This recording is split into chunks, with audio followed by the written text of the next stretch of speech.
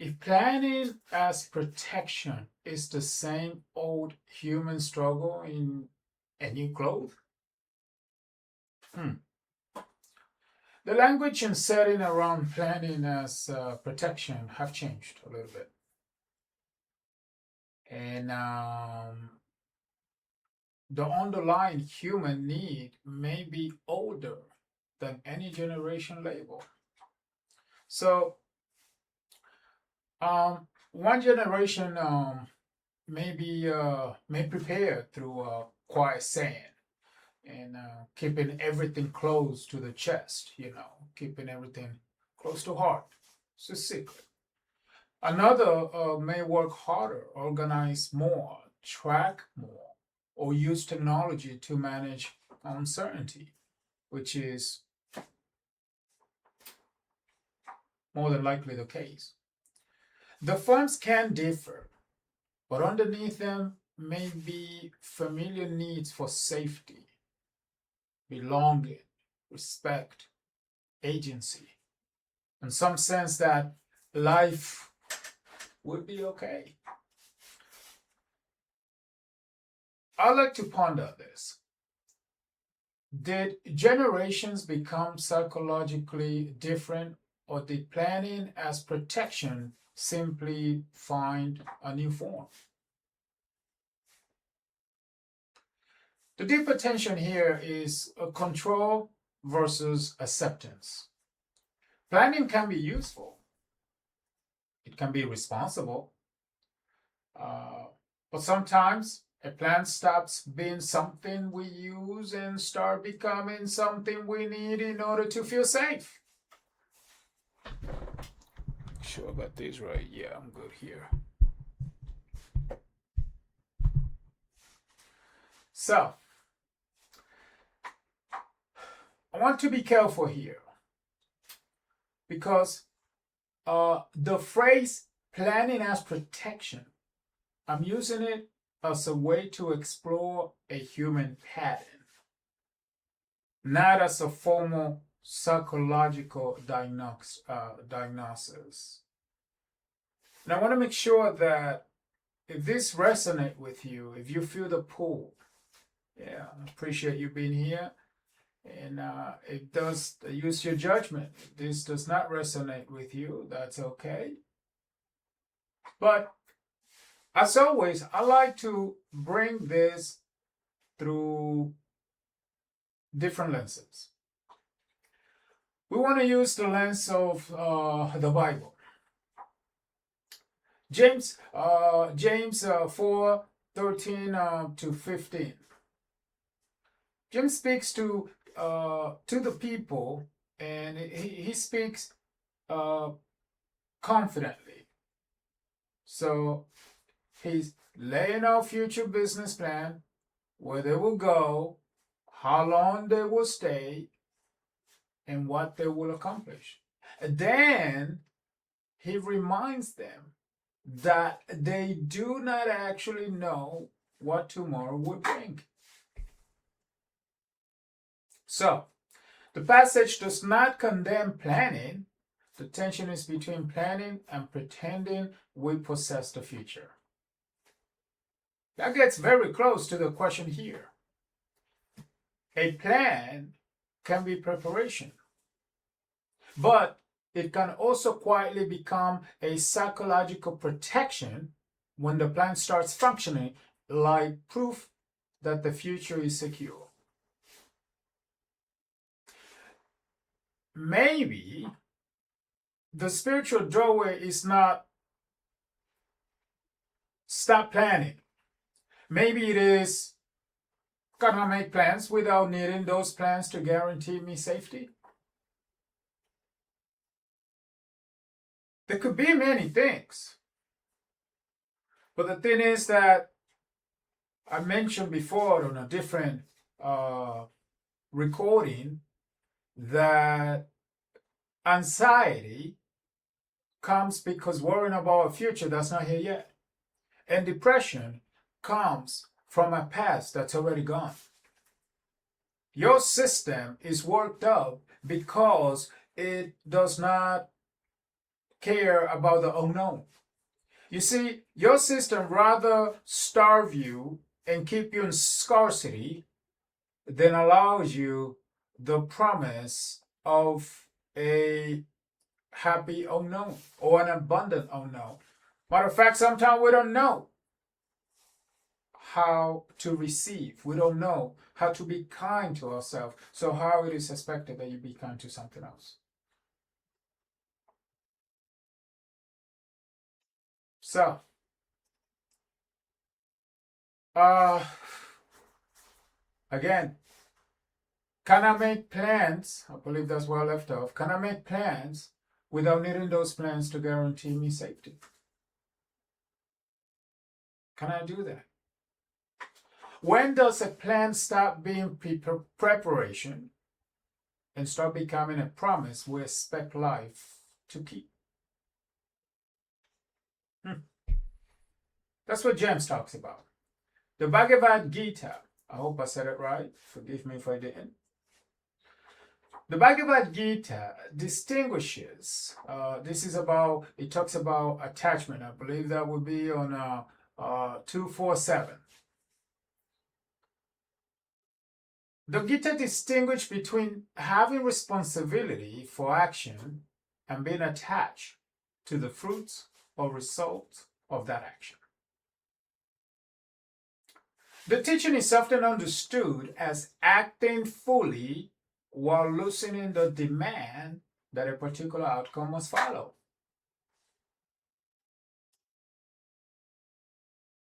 So that gives this topic a little bit of a different angle. The issue is not whether one generation planned quietly, another worked harder, or another uses more digital tools. Those may be different outward strategies. The deeper question is whether we are acting towards the future or trying to psychologically own the future. We can still choose, we can still prepare, work, save, organize, and act while recognizing that outcomes remain partly outside of us. I like to ponder on this. What changes when planning becomes something we do rather than something we depend on to feel safe?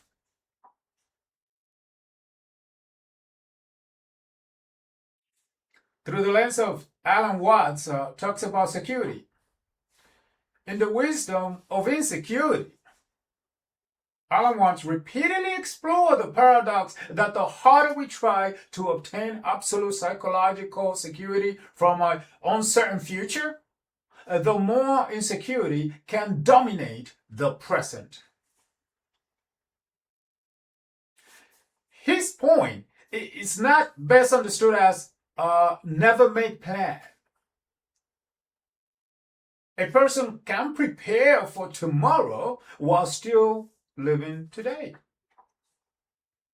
The trouble begins when tomorrow becomes the place where we imagine we will finally become safe enough, successful enough, prepared enough, or certain enough.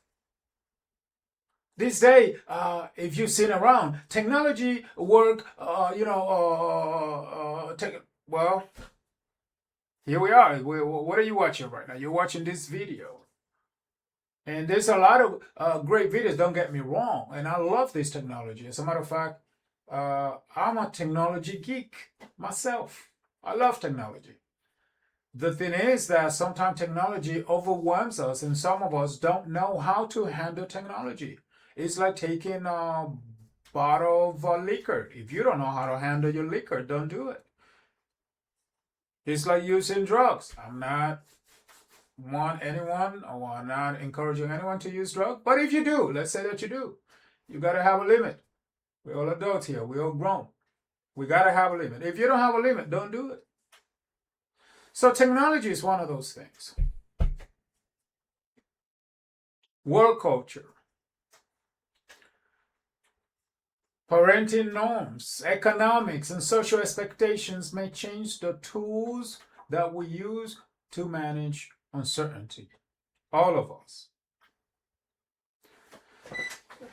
Maybe the human desire to escape insecurity has not changed nearly as much, perhaps. At the end of the day, we are human. We are mammal, if you didn't know. We have uh, a physiology. Whatever you decide to pretend to be, you still a biological machine that runs a software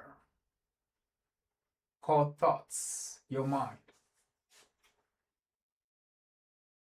So, on that lens, the action of flight, fight, freeze, we choose like any other animal. So the desire to escape insecurity has not changed at all. We all need to be secure. We all need to feel secure. So let's ponder on this. Are we planning for the future or asking the future to remove a feeling we do not know how to sit with today? Is that what we're doing? Because you cannot go tomorrow thinking the same way you thought today. As a matter of fact, this is saying, I'm pretty sure I'm going to butcher this one, but this is saying that says you cannot have the same mind that created the problem to think of the solution. They're the first one that created it anyway.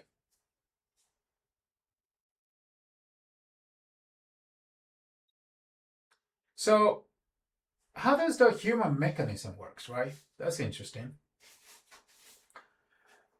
Because there is also a psychological angle worth keeping in view here, with an important caution, of course. Planning as protection. This is still our interpretation phrase. This is not a diagnostic. Psychology recognizes coping strategies aim at changing stressful circumstances. It also recognizes safety behaviors, actions intended to prevent feared outcomes that can sometimes keep anxiety going when we start believing the behavior itself prevented catastrophe. We could learn how to do the 4-4. It's a little exercise when we get a little overwhelmed. You breathe in for 4 seconds through the nose, hold it for a second, and let it out for 4 seconds. And do it again until you feel better. That resets your trigger. And it communicates to the body and it tells the body, you're okay. The mammal instinct, your psychological instinct, thinks that a bear or a tiger is following you. You're okay. So when you breathe like that, you take your time. Don't take your time. Take 4 seconds. Deep breath. Hold it for 4 seconds.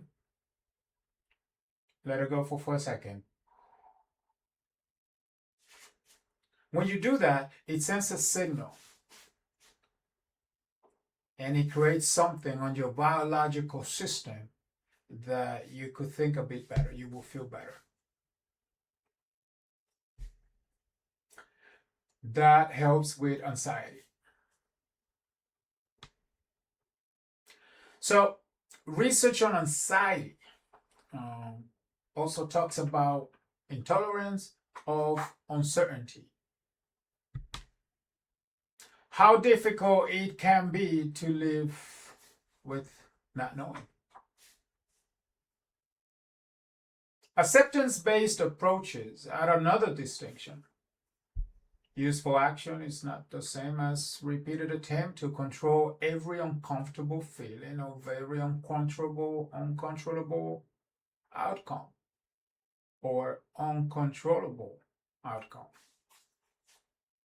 Tell me how to say it on the comments. You guys need to help me out here. Come on now. I help you, you help me. How about that? We can do this together. Sometimes there are words that it comes to my brain, but when I say it, it sounds different, and I feel the need to fix. So, inevitably so, that would happen every so often. And then with my accent, sometimes I really don't care. Honestly, I just feel chatty today more than usual, and I want to explain. I know I have an accent, so do you. I know you say you don't, but in England, they say internet. In the United States, I mean, we call it internet. In India, they call it internet. We say they have an accent, but the reality is, uh, did we not migrated from India? I mean, not India, but England. So who has the accent? You follow my drift? That's okay. Even our generational languages need humility. Research does not give us a simple answer that generations are psychological fixed types or psychologically. They're not fixed. They're not, they don't necessarily have a life stage or for life stage rather. Uh, you know, in any historical period, work conditions, technology, economics, and culture can all matter. Matters to a lot of us. Did I mention politics? That too. Belief systems. So maybe Gen X, Millennia, and Gen Z sometimes differs less in basic human needs than in the circumstances and tools through which those needs are expressed. You see, we're very quick to misunderstand, to judge. We need to slow down to understand and comprehend. So, what's the turning point here? When you put the three main lenses together and the movement keeps inward, James questions our assumption that tomorrow can be possessed. The Gita separates responsible action from attachment to the result. Watts, he asked, why we wanted the guaranteed result so badly in the first place. So, I like to ponder this. If every generation found a different way to prepare for what might not go wrong or how much of what we call generational difference, it's really the same old human wish to know that we'll be okay. Interesting.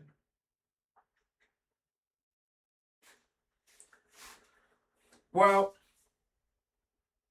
perhaps uncertainty or certainty, uh, it may become more livable when we stop treating it as evidence that something is wrong.